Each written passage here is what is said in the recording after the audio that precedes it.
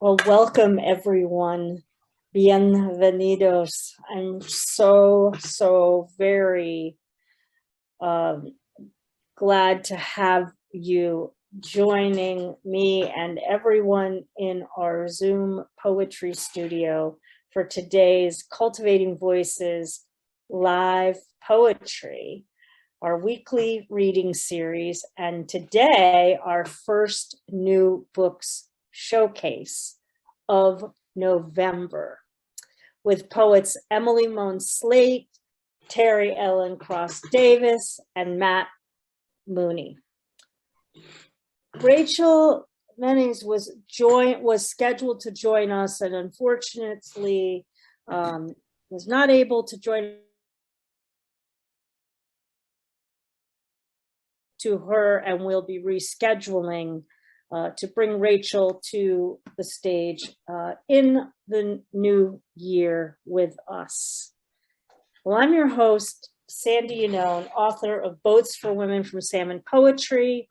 And since March 2020, we've brought you Poetry Weekly from around the world as part of our international, intergenerational, intersectional Facebook poetry group.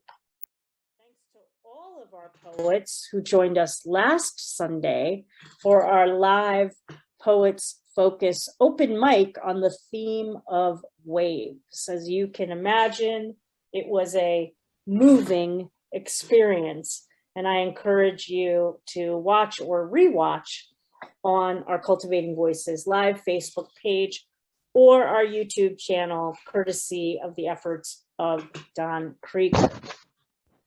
Also, thanks to those of you joining us live here in the Zoom audience and or watching live on Facebook, and hello to those of you watching us in past, either live on our Facebook or YouTube recordings.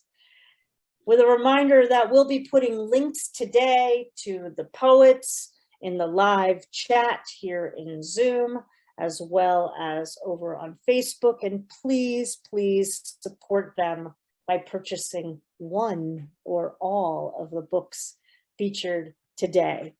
The holidays are just around the corner, and what better gift than poetry to yourself or to a beloved. Well, let's turn to today's featured poets. First, joining us is Emily Mohn-Slate. I'm so happy to welcome Emily to Cultivating Voices after spending time and hearing her book when I was hosting the collectibles reading series. And I was just so taken by her book, The Falls, that I couldn't wait to have her join us here on Cultivating Voices live poetry. I know that you will truly appreciate the poetry that you're about to hear from Emily.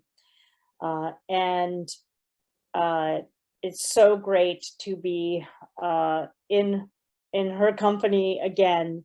And we've scheduled this many months ago. And so, as you often are hearing me say this fall, I'm so happy because the readings that we planned months ago finally have arrived. And there's really no better reading than today as an example of that.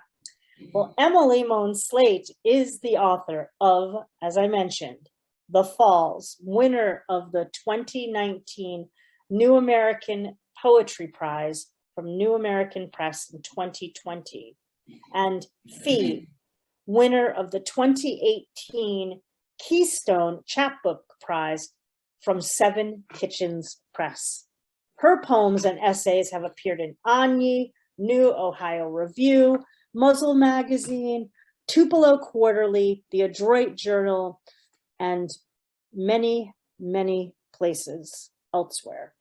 She teaches high school English by day and poetry workshops by night for the Mad Women in the Attic at Carlow University in Pittsburgh, Pennsylvania. Welcome, Emily Mohn-Slate. Thank you so much, Sandy, for that warm welcome. Thank you all for being here today. Thank you to Sandy and Don and Kim for organizing this. I know there's a lot of kind of planning and logistics and problem solving that goes into this. So I really appreciate all of your efforts to bring people together around poetry. And I feel really honored to be reading with Teri and with Matt today. I also want to say that I'm missing Rachel Mennies today. And Rachel, when you watch this, we're all sending good energy your way. So I am going to read a few poems from The Falls, which looks like this. And this was my first full-length book, which came out a little over a year ago, you know, right in the middle of the pandemic, hopefully further along anyway. And I'll share some poems that connect to different threads in the book, so that you can have a sense of, you know, what some of the through lines are. But I'm going to start with one new poem. This poem has an epigraph from an Arcade Fire song. Can we ever get away from the sprawl? People at yellow lights scrolling. People walking downstairs, tapping. People opening doors, clicking. People on toilets scrolling. Clicking my witching rod, pining for escape. People crossing streets, tapping. People watching kids climbing, clicking people. My pocket-sized trap door, what I touch most in a day. If everyone does it, it's okay. My fingers skitter like wings over 5-inch screens, jitter patterns through minutes. I used to pick up my head, look around. The sprawl is inside me now. People in meetings, scrolling, frowning, people weed whacking, clicking, people jogging, tapping. A guy who used to work for Facebook tells me, they know exactly how to hook you. Don't feel bad about being addicted. So I shouldn't feel guilty for texting when my friend is telling me a story, when my kids are yelling for help, when the light is yellow. People at stoves tapping, people on bikes scrolling, people kissing, clicking, people clicking, scrolling, people tapping, clicking, people, I just have to check this one thing, scrolling, clicking, scrolling, people. My son tells me how he ends his bad dreams. I blink. Okay. Thank you. It's so wonderful to see people, see your faces and some people clapping, and no worries if you can't put your video on, but it's really lovely, you know, to be able to see you out there, imagining that we're in a coffee shop or a bookstore somewhere together. Okay. Or somewhere together. Okay. Okay, my first poem from the book, it's actually the first poem that opens up the book. And it came out of the hazy time after my son was born, my first child. I was completely sleep deprived and really struggling mightily with postpartum depression. And I was up late reading the news on my phone, which is never a good idea.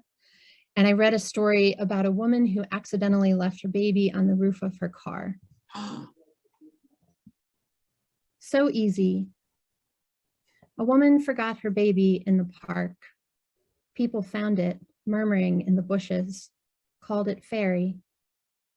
I want to keep sleeping when his yell slices twilight, not feed the baby whose appetite is unfeeling, total. The baby grunts, spits. I want to be alone, but it would be good for me to go out with the baby. If I keep walking, he keeps sleeping.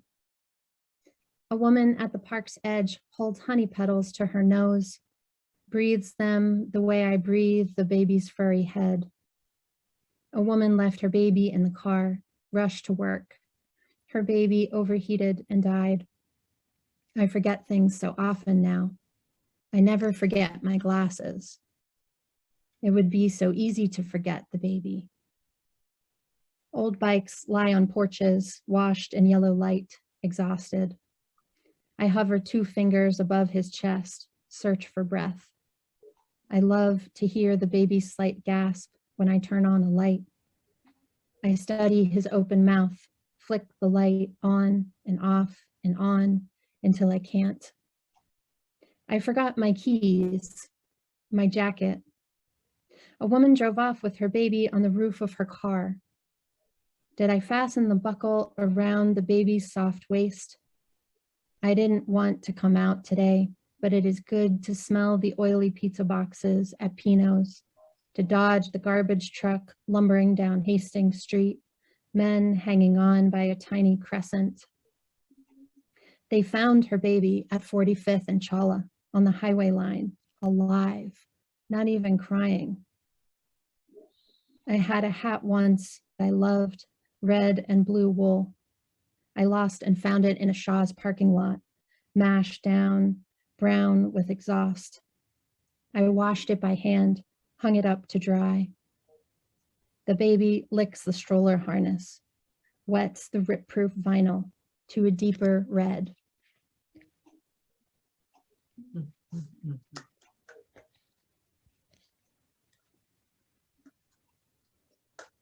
Okay. Okay, the next poem was inspired by the very difficult reality of flying across country to Seattle to see my dearest friend when my daughter was 6 months old, and just the way that you see your life differently when you're in the air, which I know we haven't been doing as much lately.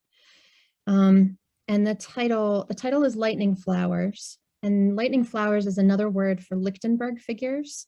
Does anyone know what those are?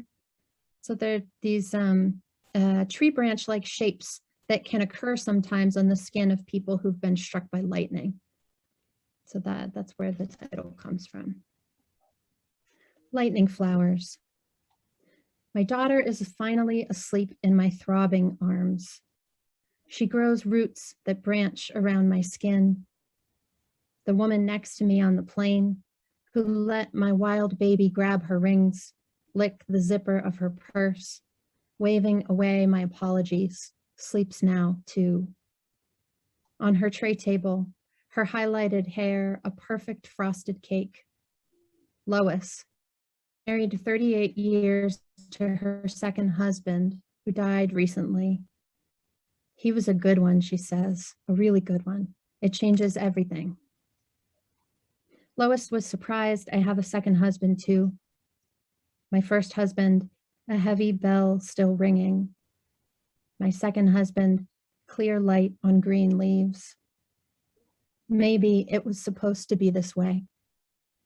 What do I know? In her sleep, my daughter clutches my shirt collar, the edge of a boat in her dream. Through the crack in the seats, I watch a movie, no sound. Tilda Swinton, Ralph Fiennes, and two younger actors eat pretty food, give each other meaningful looks, then some betrayal, and they all go crazy. Tilda glides around in a sheath, big aviators. Her sleeves billow like cool air. No baby to bounce. We coast into purple-black cloud to a forest of lightning trees on the horizon. The last time I saw my first husband, he was wearing a wool jacket, Oxford shoes, living alone in a loft. Just the right amount of silver laced his beard. He seemed happy. I think about my husband at home, the one who said, "You deserve to be loved well." We fly into light slashing the night skin, burning up the sky, and she wakes. I start bouncing again, sing Twinkle, Twinkle, Little Star in her tiny ear, lightning cradling our plane. How I wonder what you are. Branches barreling down, the future, the most beautiful, terrible thing.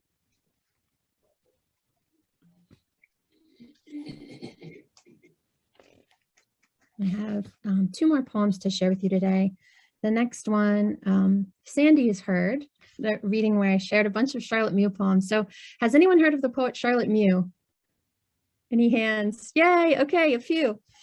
So Charlotte Mew is a British poet who lived at the turn of the 20th century, and she's not as well known as she should be. So as lovers of poetry, you should all go find her work and read her. You won't regret it. I read her work on the suggestion of one of my professors and just fell in love with her and her work.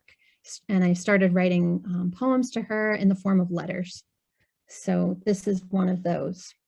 And the epigraph is from one of Charlotte's poems, one of my favorites, in Nunhead Cemetery. Dear Charlotte, July. The others have gone. They were tired and half afraid, but I would rather be standing here. I wish you were famous enough for them to have kept your home intact. Dodie visited Whitman's stuffed parrot, but who knows where your weck is decayed. Today is hot for England, high July. A family picnics near your plot, laughing. A child drips an ice cream cone onto a grave. On the way here, I passed the London Pride Parade. I imagined you holding Ella or May's hand instead of your own faded lapel. Charlotte, can you smell the sea? It's not far off. Out there, you can float for miles. Try out your voices on the wind. When you come to my door on Elysian Street, I will ask you in. I will plant you a bougainvillea, water it until the bright petals blaze. When you met yourself at your door, which face did you see, wet with rain? At your grave, weeds wash your plot with weak colors. I will stay until the moon finds your grave, until the rooks arrive wearing their slick black coats.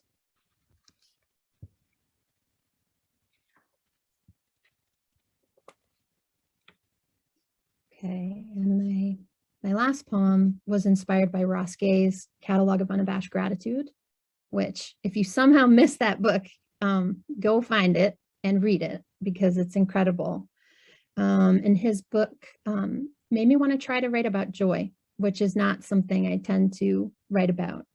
And so this poem is very much about moving toward the light, trying to move toward the light, which I think is something we're all still, fighting to do right now. I'm trying to write a joyful poem after reading Ross Gay's new book, which makes me feel light and giddy, like maybe a world in which figs fall from a city sky is possible. But my poem becomes about the collapse of long love, how even the brightest glint in the eye becomes shadow eventually. My son dances across the room in a red cowboy hat. He asks me to chase him, but the girl in the documentary I watch lives in a landfill outside Moscow.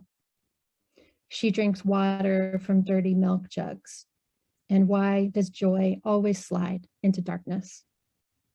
My son laughs, his 8 teeth new and white, shining in the sun while I tickle his belly. Joy must be at least as complicated as sorrow, which is one reason I hate those posed pictures people take before weddings, before babies, hands clasped over the woman's belly, cupping warm skin, thinking they know what's inside. Maybe joy is an animal that scurries when you get close. Or maybe it's my son pointing out the moon, saying, look, up there, which makes me think how he almost wasn't so many times. And doesn't the girl in Moscow, Eula is her name, have joys too? And this cramped coffee shop hums with people telling other people across a stretch of table what it feels like to live on this planet right now, to have a mouth, to form words. I'm saying, how are you feeling? She's saying, it was just so funny, so damn funny. And the woman next to me, she laughs, she sighs, she holds her belly. Maybe joy is the real mystery. Maybe I've been wrong for decades, only looking under the rock, pointing out the shades of dark. Last night, I lay across from my love and said, I love you. Something I usually say while opening the fridge, while leaving the house, my back turned. I said, I love you, staring right into his open eyes. What made me look is that I remembered he will die. Maybe joy is a hand reaching out in a fierce wind, one so very hard to open your fingers in or your eyes. Thank you.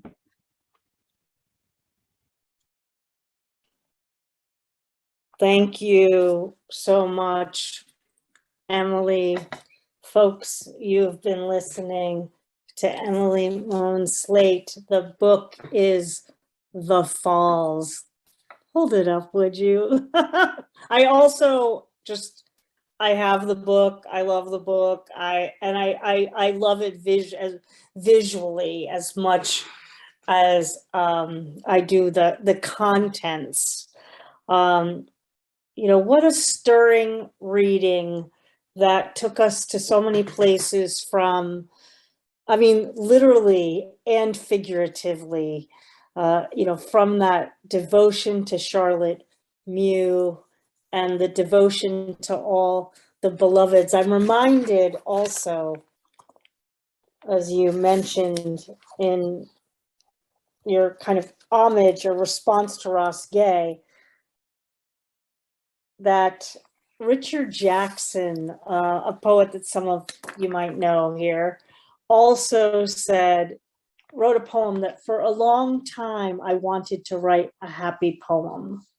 And I think that that is many of our quests, but yet joy and grief are always, always holding hands. And poetry is the prism with which we get to experience and understand that very intimate, brittle, and at the same time, strong, strong thread between joy and grief. Thank you again, Emily. What an absolute joy to hear the poems. Some of the poems again. Don't be a stranger, come on back and read with us. And stunning opening for today's new book showcase. Well, I happen to know all the work of all three of the readers today, and it's such a prismatic reading. We moved from Emily to a poet who, when I picked up Teri Cross Davis's book, I went to the launch actually of A More Perfect Union. We were in the throes of the 2020 election season. And this book could not speak more clearly to the necessity for us to be listening deeply and understanding the intersections with all the movements, in particularly the Black Lives Matter movement that continues to move the consciousness of not only people in our country here, but around the world. It is a powerful, powerful collection, and I am grateful to have interacted with the book and the poems, and to have then had the opportunity to welcome Teri to Cultivating Voices and read with us earlier this year. Again, I'm so very happy to be able to feature Teri Cross Davis and her work from the new collection, A More Perfect Union, as well as some other poems she'll share today. Teri Cross Davis is the author of A More Perfect Union. It's a 2019 winner of the Journal Charles B. Wheeler Poetry Prize, and Haint, winner of the 217 Ohioana Book Award for Poetry. Teri Ellen is the recipient of the Poetry Society of America's Robert H. Winter Memorial Prize. She is a Cave Canem Fellow, and she is also the poetry coordinator for the Folger Shakespeare Library in Washington, D.C. And as I mentioned in our pre-reading gathering, how much I appreciate her hosting abilities whenever I have the opportunity to attend readings virtually at the Folger Shakespeare Library. She does a tremendous job in curating poetry events there. She lives in Maryland with her husband, the poet Hayes Davis, and their 2 children. I'm so glad to welcome you back, Teri. Thank you for being with us, and thanks for being a member of Cultivating Voices Live Poetry. Well, thank you so much, Sandy, and thank you, Don and Emily. Just blown away, so haunting. And there's such a stillness and a light in your work. So I feel I'm in joy to be in community with you today. And Matt, I'm really looking forward to hearing your work too. Sandy, Kim, everyone, just what a great job. So to start, so thank you for having me back. I'm really excited to be here and to read from A More Perfect Union. So I'll start off. I feel in much conversation with some of the things that Emily read. So I'll start with Parta Sequitur Ventrum from A More Perfect Union. And that's a phrase, it's a Latin phrase that stands for the principle that the children of an enslaved woman are themselves born as slaves and owned by their mother's master. Parta Sequitur Ventrum. One morning, his knobby 6-year-old knees, his anxious pace as if to keep step with the question's steady overflow. Is there a giant octopus in the Bermuda Triangle? How is paper made? How do fireworks know when to explode? No one told me Black boys could burn so bright. Wait, I am wrong. The dark sky has seen their fire snuffed by white hoods, malevolent blue eyes and bluer uniforms, white women's screams, all have been matched to their tender wood. So I hug my son tight, kiss the curl crop so close it's straight. My mother, I insatiable, he is dessert, and I'll always have seconds. Each morning I lick my thumb, clean him up good, wishing in vain the amniotic sac had dried to armor. 2. Night. His lisp, loose, syrupy sweet, sneaks into my ear. Feel its heat, small source, more flickered than flame, flanked by arms still dreaming of muscle. He claims, my squishy stomach, the best pillow. If the security of our locked arms could extend beyond growth spurts, clocks, calendars, to the someone interviewing him, to the someone following him in the store, to the someone holding my son's life in trembling fingers poised above a phone's keypads. Let my love be a note safety pinned to his chest. Send him back alive, unharmed. As a Black mother in America, I know my wells are birthright, pinned with iron, pinned in ink. And I wanted to jump back to my first book, Haint.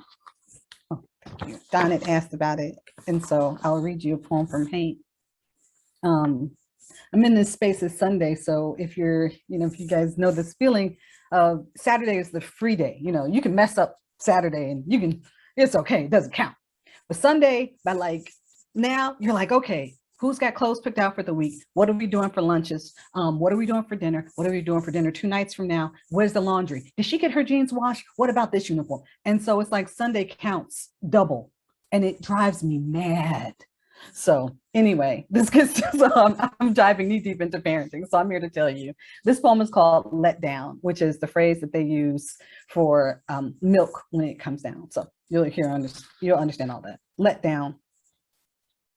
The books say that milk let down feels like pins and needles, but when you're pumping at work, it's more like lungs constricting under the crush of chlorinated water. You know, God willing, when she's 16 or 25, you'll never be this essential again.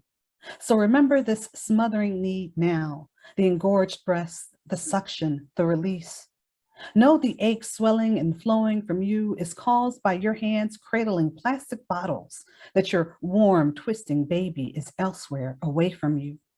Know the sadness will threaten to sweep you under each time you take out the pump and you can't swim away from it. You must do this for her.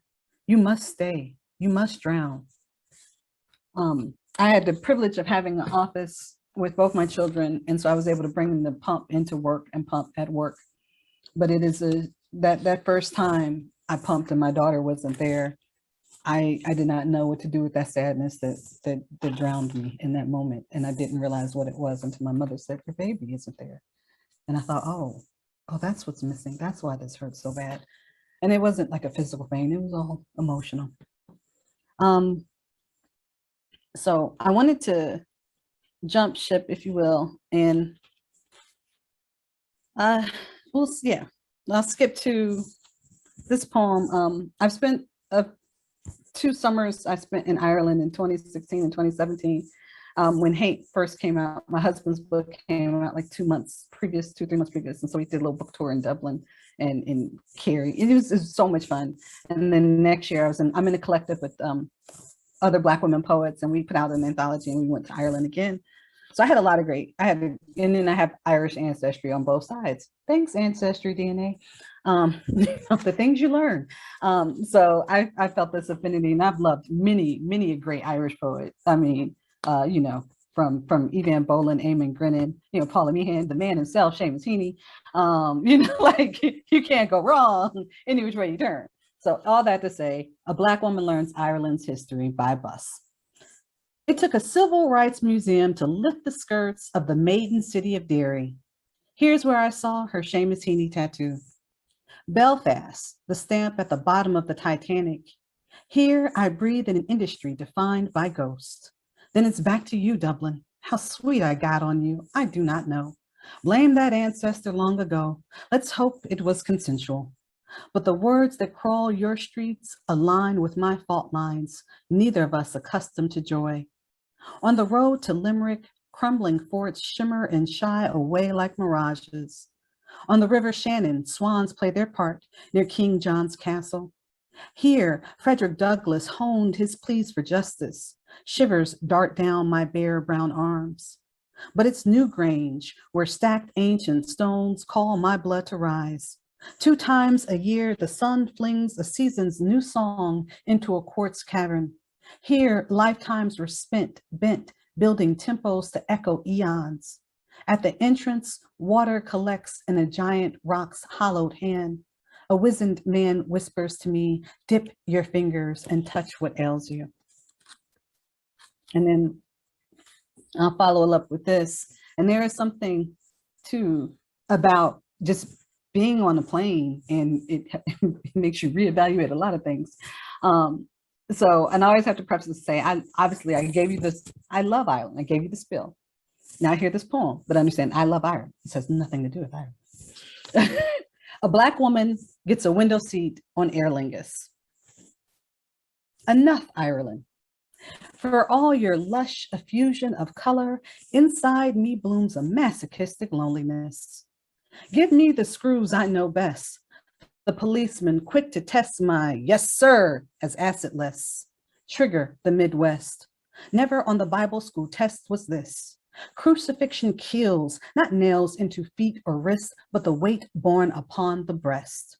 You suffocate slowly in your own flesh. As I return to the upright cross of the US, I breathe easier, I breathe less. And I have to follow that up with a poem that my mom often responds to. Even though, and I often laugh because I'm like, you just like it, Mom, because you're in it. But there's more. She swears there's more. Okay. Thank you, Jesus.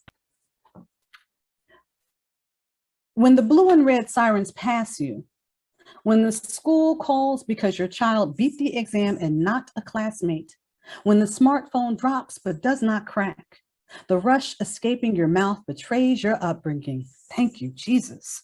A balm over the wound. When the mammogram finds only density, when the playground tumble results in a bruise, not a broken bone, like steam from a hot tea kettle. Thank you, Jesus. And the pent-up fear vents upward, out. Maybe it's a hand over breast. Supplication learned deeper than flesh, as if one could shush the soul, the fluttering heartbeat with 3 words. Maybe it's not so dire, an almost trip on the sidewalk, the accumulated sales total showing savings upon savings. Maybe it's as small as an empty seat on the metro. Or maybe, thank you, Jesus, becomes the refrain every time your husband pulls into the driveway alive and whole, and no one has mistaken him for all the black scary things. You mutter it, helpless to stop yourself from the invocation of a grandmother who gave you your first Bible. You say it because your mother, even knowing your doubt as a vested commodity, still urges prayer. You learned early to cast the net. Thank you, Jesus. And it's a sweet needle that gathers the fraying thread, hemming security in steady stitches. From birth, you've heard this language. As an adult, you've seen religion used nakedly as ambition, yet this sacrifice of praise still slips past your lips, this lyrical martyr of your dying faith. And I want to end it with, let's see if I can squeeze maybe 3 more in there, 2 more, 2 to 3, okay. Because I wanted to start with this, because I will tell you, so again, everything I said about Sunday, this is what I think of when I think of Sunday too. And I also wrote this, in this book, I created 9 new goddesses, just goddesses. There's a goddess of anger, which you'll hear from, goddess of cleaning, which you're about to hear from, goddess of lust, parenting, all the things. So here's the goddess of cleaning. I bequeath you bleach, its singeing sting. I bequeath you the scrub brush, best done on hands and knees. I bequeath you ammonia for the exorcism of dirt. I bequeath you power over clutter, the washing machine spin, the dryer's lint grin. I bequeath you the salvation of sweeping, a consecrated grip on the broomstick. I bequeath you the dustpan's collection plate, the floor's sanctified echo, the trash bin's penitent face. I bequeath you the gospel of a mop, the sacred slosh of a rinse bucket's second coming. I bequeath you the torn t-shirt, sided sponge, vinegar and newspaper squeak, the glass free of streak. I bequeath you an old toothbrush for tiles hard to reach grime. I bequeath you the grunt and scrub of wool, the eradication of rust. Trust in me, I baptize you in sweat, labor's beatific stain. I bequeath you the power to change, one room at a time. And so, just to make this as quick as I can.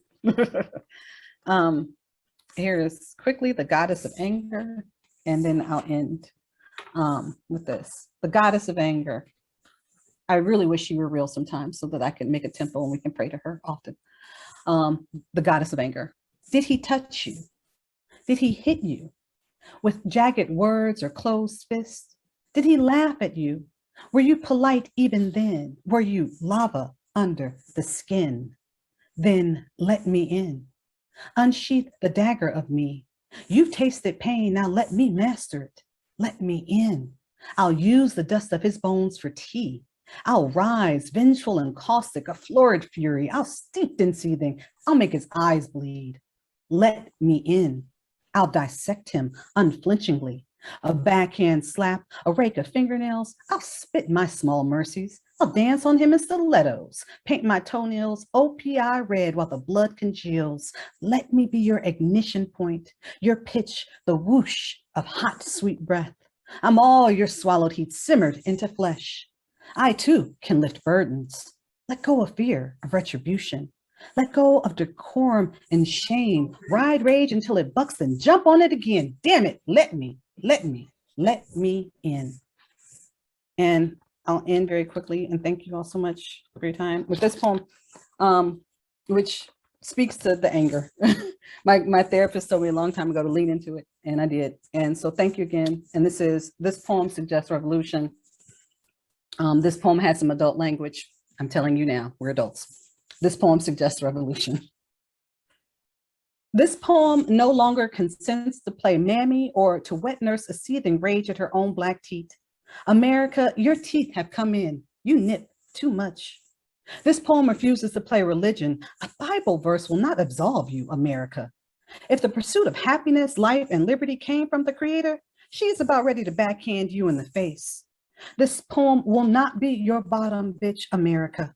This poem does not consent to Blackness being window dressing for the diversity brochure of a country where the board of directors never changed.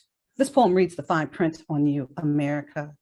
This poem consents to be black ink, a clenched fist, pepper spray, and black souls marching on asphalt, freedom for and from you, America.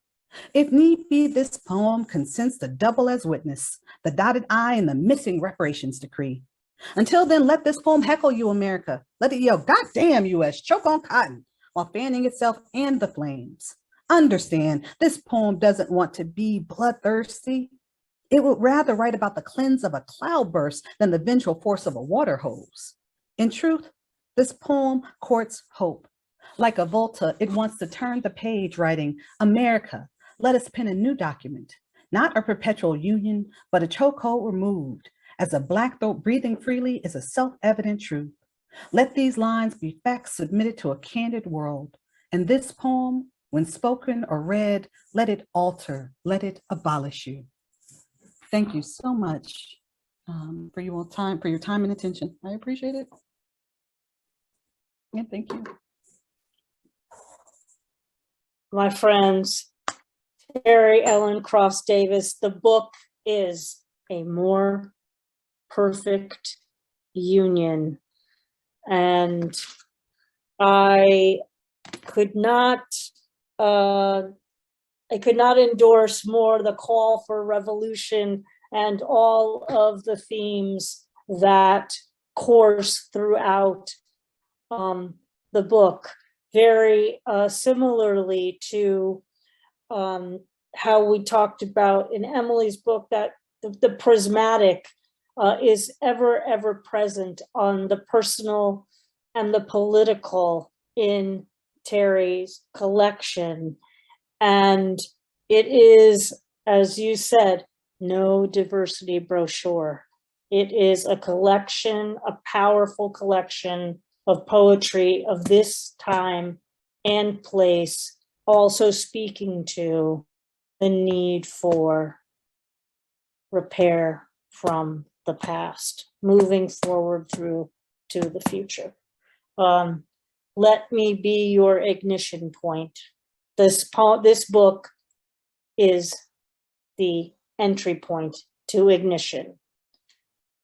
Get this book, folks, if you haven't, and go to any more readings you can of Teri Cross Davis, because when I went to that launch, I was launched. Thank you so much. We'll see you again soon, I hope, back with us. It's always a great pleasure. And folks, do check out the Folger Shakespeare Library's events, because Teri Cross Davis hosts some fantastic poetry experiences. Thank you. Well, all right. We have a triolet of poets today, and we welcome back today to Cultivating Voices Live Poetry, our good friend, Matt Mooney, who has been reading with us since those early days when we were going live directly to Facebook, when we were doing the open mics. And I'm so glad we're able to feature reading from Matt's latest collection from Revival Press, Steering by the Stars. Well, a little about Matt Mooney for all of you. Matt is a native of Galway and currently lives in Listowel. His 6 collections of poems are Droving, falling apples, earth to earth, Elu, the singing woods, and as I mentioned, his latest is Steering by the Stars from Revival Press in Limerick. Teri Ellen mentioned Limerick, so I always like to get a good Limerick story in, as I've been at the bus station in Limerick many times myself. Matt is the winner of the Padraig Leith O'Conchover Award 2019 and currently serves as the deputy editor of the Galway Review, where he is also the poetry reviewer. And his poems have been published in many literary journals, including the Blue Nib, Vox Galvia, and anthologies at home and abroad. And he continues to feature in many live and virtual reading poetry events everywhere. And it's always a great pleasure to be in the company of Matt Mooney and his poetry. Welcome, Matt. Thank you very much, Sandy. You know, I can see you there in the bus stop in Limerick now. I tell you, if I saw you at a bus stop in Limerick, I think I might be a danger to oncoming traffic or even traffic coming behind me. I would definitely stop. Great, sure. At this stage, we're almost family, you know. We're so long on the road now with Cultivating Voices, and of course our own Lime Square poets in Limerick City, you know, that you're very familiar with as well. So it's wonderful to be on tonight, and thanks a million, yourself and Kim and Dawn, for facilitating me in every way and for inviting me. The book is called Steering by the Stars, and I'll try to steer you through about 7 poems that I've selected specially for tonight. So we'll start with The Girl on Her Bike, a poem that looks back at days in Galway when I was in my teens. The Girl on Her Bike. As we pedalled in harmony past the family farms of Galway ewes and lively lambs that April time, I dreamt down every road of how I'd play that day, of being a hurling hero by a lucky transformation. We were minor players then, all bunched together, but for an Auburn girl in pace with us in pleasure, I ached to give it my best shot that Easter Sunday, soon on Ardahan's hallowed hurling pitch ahead. Winners elated and hot on the way home, stopping at a pump.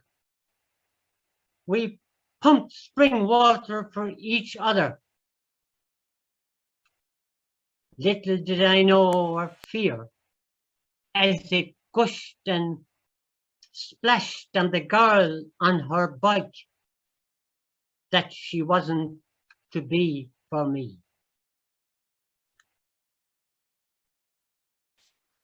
And we go right now to the title poem of the book, Steering by the Stars. And this was written or dedicated to Michael Hartnett, that I look upon as one of Ireland's greatest poets, and that he was born in Newcastle West, and spent his days there, as well as in Dublin. And he had a great influence on me in my early poetry days, my early days of writing. My poems are written, you said, on being told to trim your sails, to stop you drifting on the rocks. And drift you did, and you left us looking into the sunset for you. Once in crossroads conversation, sitting around in the Arms Hotel, in the quiet before Writers' Week, I put it to you as to where I was, or if I was on the right bus at all. Are you a poet? You threw at me, in a voice that put me sitting up, knighting a vagrant soul searcher stranger, a serious challenge, led by the beck of your tilted cap. Down the road, I look back at you, eye to eye with me, taking me on. Mine will be written too, Michael. Yes, mine will be written soon. From here, I will steer by the stars.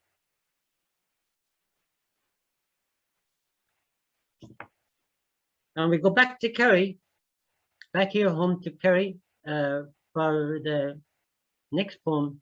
It's called Peninsula, the Dingle Peninsula. Should it ever happen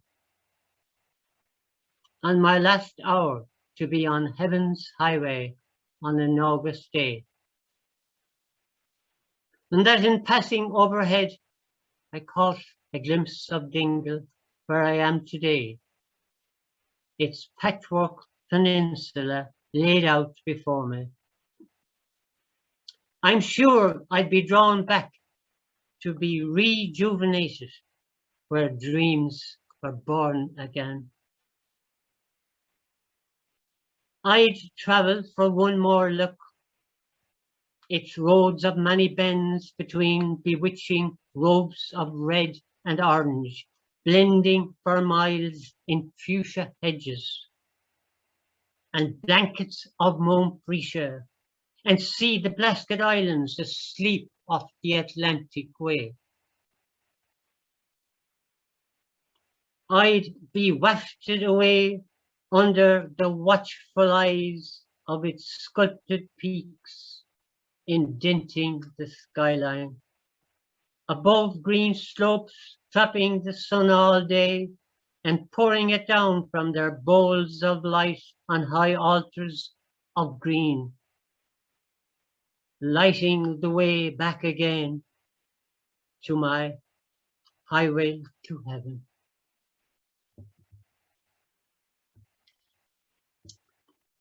So we move on to somebody else other than myself, and it concerns a really good friend that I didn't know for very long, because the upshot of the whole story is that he died during the COVID times, not from COVID, but from other issues, at a time when he was isolated as such in the nursing home. So I'm going to read you a poem called Beyond Pain, an important poem in my life, because when you come close to somebody, they leave an indelible memory. Beyond Pain. Well, do you know the pain has left me since you sat down somehow, he said, after our tete-a-tete as we sat on the edge of his community hospital bed, his port, since he was brought in from his home, an offshore island on the River Shannon, with severe sciatica bringing him down. trying to ignore it with a wry expression, revealing his smile in a resurrected flash of happiness, buried so long by loneliness.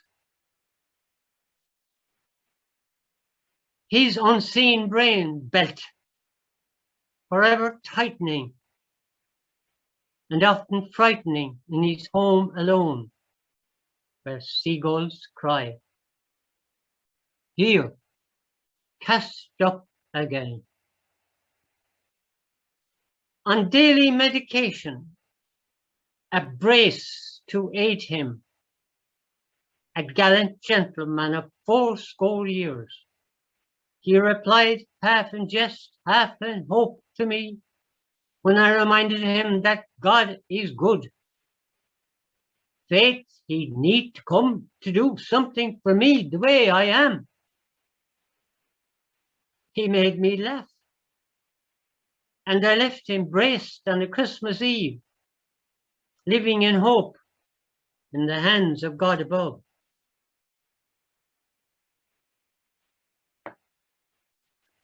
And back to myself again, and a problem I had, maybe I still have, the loss of your muse.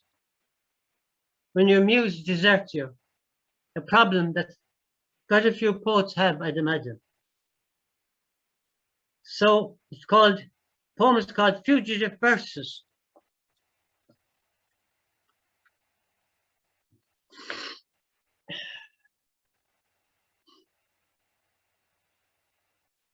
Out of reach, up in her chambers, windows the blue of the starry sky.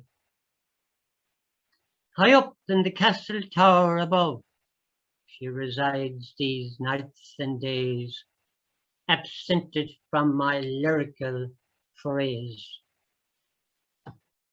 Probably reclining on her chaise, my muse no longer mine, I swear, sips nectar from a silver goblet, while I choose to idle by this way on a winged steed to glance aside, to receive her smile if she appears, whenever the clouds are cumulus, silently instilling me with wonder as I pass on a pure white Pegasus.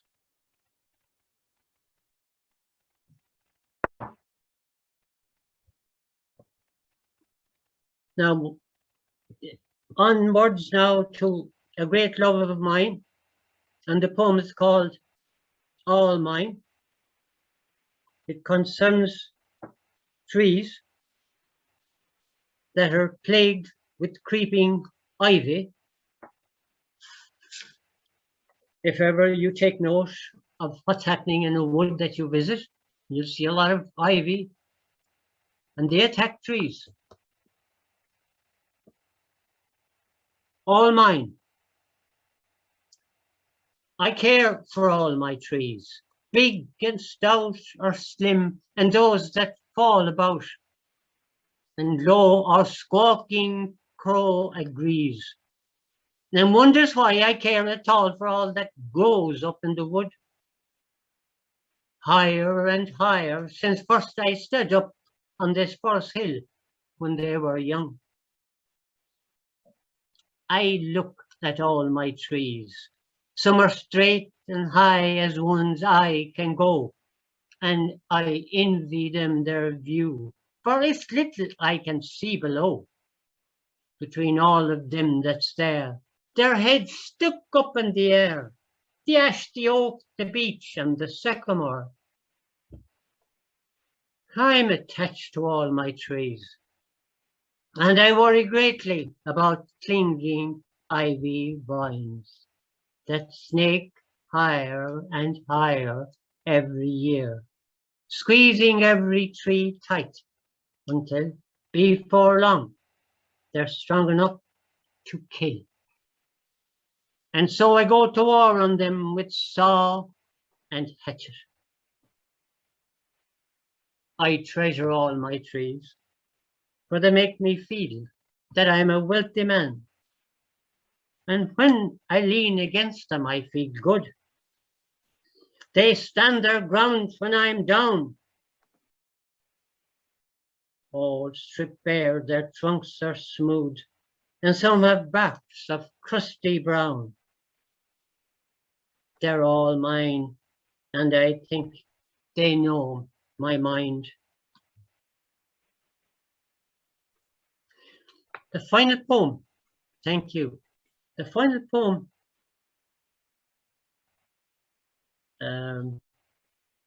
is called A Stark Cross. And it's about my brother. As the man says, it's about me and my brother, my big brother. One of my brothers who died from COVID and during the very early days of the pandemic, living in Dublin.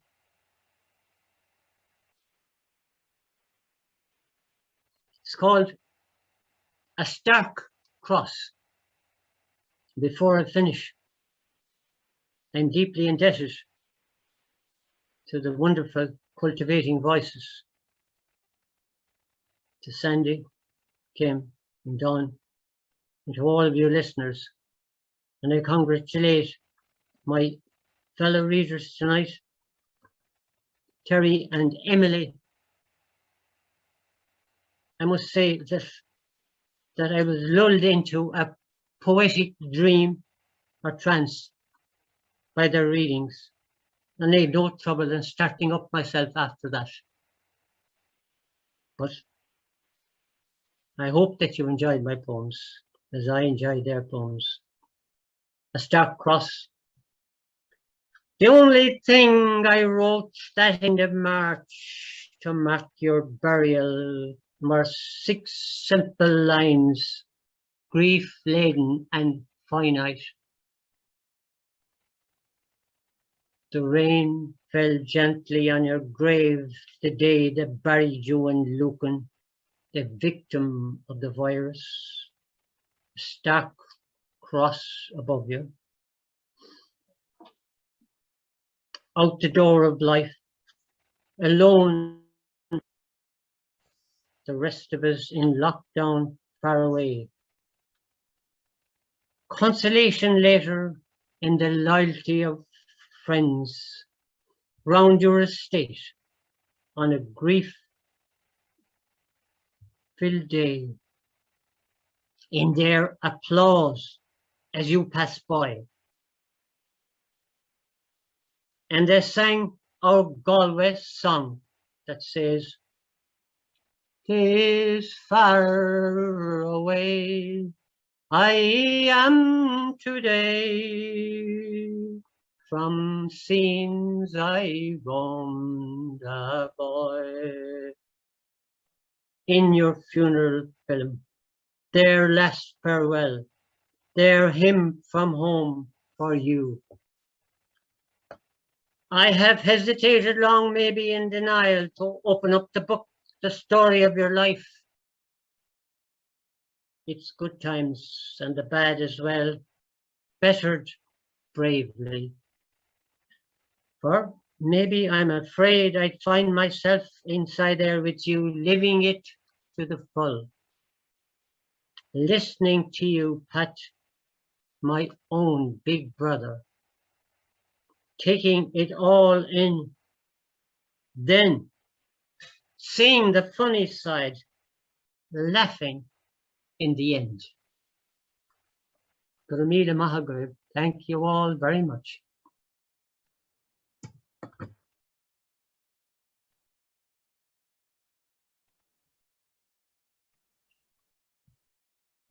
Everyone, you've been listening to Matt Mooney from the latest collection, Steering by the Stars, and that final poem, A Stark Cross, a reminder, of course, of the starkness of the times that we continue to find ourselves in, which is why we continue to be in these small little squares with each other.